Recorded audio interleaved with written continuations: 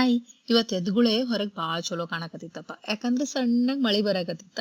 ಆಮೇಲೆ ಮುಂಜಾನೆ ನಾವ್ ಎಲ್ಲಿಗೆ ಹೊಂಟಿವಿ ಹೇಳ್ರಿ? ಸ್ಕ್ಯಾನಿಂಗ್ ಸೆಂಟರ್ಗೆ ಹೊಂಟಿವಿ. ಆಮೇಲೆ ನಂದು ಅಪಾಯಿಂಟ್ಮೆಂಟ್ ಅರ್ಲಿ ಮಾರ್ನಿಂಗ್ ಇತ್ತು. ಅರ್ಲಿ ಮಾರ್ನಿಂಗ್ನು ಅಲ್ಲ ಬಿಡ್ರಿ, 9ಕ್ಕಿತ್ತು.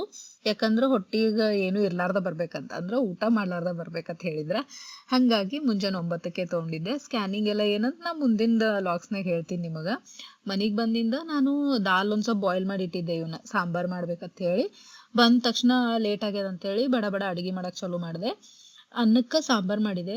ಈ ದಾಲ್ ಜೊತೆ ಸ್ವಲ್ಪ ಪಾಲಕ್ ಹಾಕಿ ಮಾಡಿದೆ. ಅದ್ರ ಜೊತೆ ನಂಗೇನೋ ಸಡನ್ ಆಗಿ ಚಟ್ನಿ ಮಾಡ್ಬೇಕು ಅನ್ನಿಸ್ತು. ಪಾಲಕ್ ಭಾಳ ಇತ್ತಲ್ಲ, ಹಂಗಾಗಿ ಫಟಾಫಟ್ ಅಂತೇಳಿ ಒಂದು ಆನಿಯನ್ ಮತ್ತು ಅದಕ್ಕೆ ಉಪ್ಪು ಖಾರ ಬೆಳ್ಳುಳ್ಳಿ ಹಾಕೊಂಡು ಮಿಕ್ಸರ್ಗೆ ಹಾಕೊಂಡೆ. ಅದು ಮಿಕ್ಸರ್ಗೆ ಹಾಕೊಂಡು ಪೇಸ್ಟ್ ಈ ಥರ ಒಗ್ಗರಣೆಗೆ ಹಾಕೋಬೇಕು. ಅದನ್ನು ಹಾಕೊಂಡು ಡೈರೆಕ್ಟ್ ಪಾಲಕ್ ಹಾಕ್ಬಿಟ್ರೆ ಇದಕ್ಕೆ ಏನ್ ಹಾಕೋಬೇಕಂದ್ರೆ ಹುಣ್ಸೆಹಣ್ಣು ಹಾಕೋಬೇಕು, ಅಂದ್ರೆ ಚಲೋ ಆಗ್ತದ.